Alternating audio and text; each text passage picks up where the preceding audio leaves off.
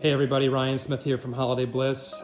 Day one of a really fun installation. We're doing a 12-foot fieldstone tree today.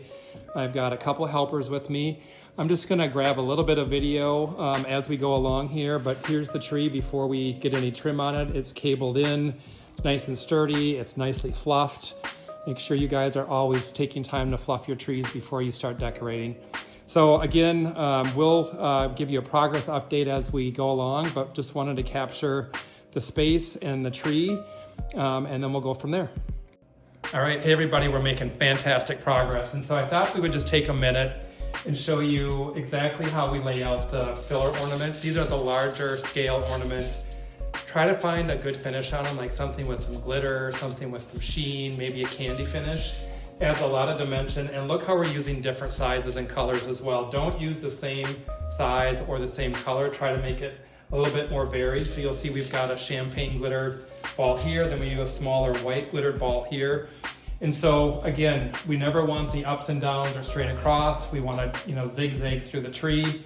And then we're starting to bring in some other textures of pine. I've talked about this a lot in the past, but trees, especially trees of this size, always benefit from some extra texture, whether that's a Norfolk pine or a cedar.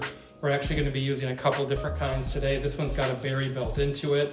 So get that in, as kind of your next step, and then we'll start having some fun with some of our more ornate stems, some glitter, some berries, those kinds of things. But wanted to show you a little bit of the progress we're making so far, and we will check back in probably in the next, half an hour or so.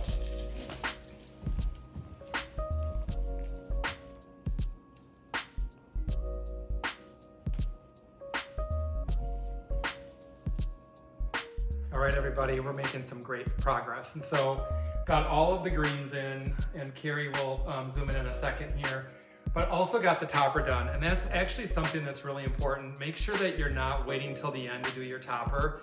After you've got a bunch of glass on here and you've got things more strategically placed, get your topper out of the way, third or fourth step. Because that means it's done. You're up and down the ladder 100 times getting the topper right. You don't have to worry about that.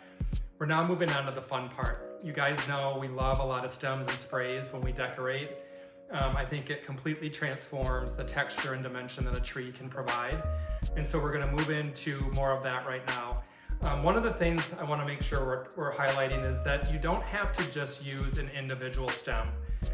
Oftentimes we will create little bundles. And so you can see we've got these great frosty magnolia leaves. And on top of that, we're putting a flocked berry with some just real natural green leaves.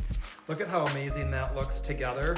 And we're going to actually create those bundles before we place it into the tree. And again, as a reminder, we're always going to be placing on the sweep of the tree. And you're going to want to take a minute and try to position that around the branches so it doesn't look like you just stuck it in, but it actually looks like it's built into the tree itself. And we pull out some of the green tips, and making sure that we've got this nice downward swept.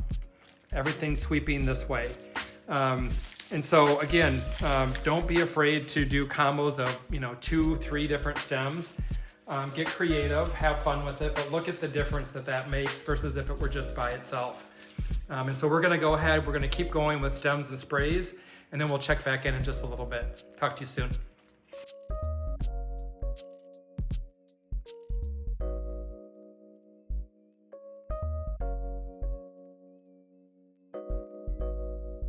Hey guys, we're almost done and this tree is looking fantastic. I'm really happy with how it's turning out. I think the client is as well. I want to just show you a really quick tip on how to hang ornaments where you can't put florist wire. Anytime you can put florist wire is better.